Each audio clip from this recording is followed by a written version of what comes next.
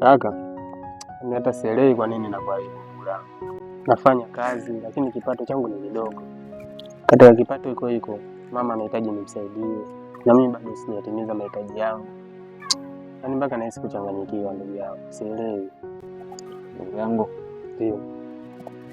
simaanishi kwamba kila ulikipata umpelekee mama yako, hapana.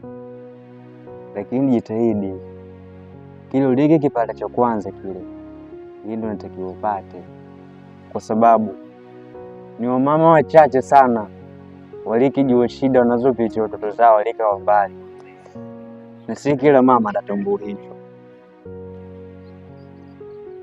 Huyo ili kuondoa lawama na maneno ambayo ulikesikia wewe atakukatisha tamaa ya kuendelea kupambana, ni bora ulikipata cha kwanza kile apate mama, alafu kilikipata cha pili kile upate wewe.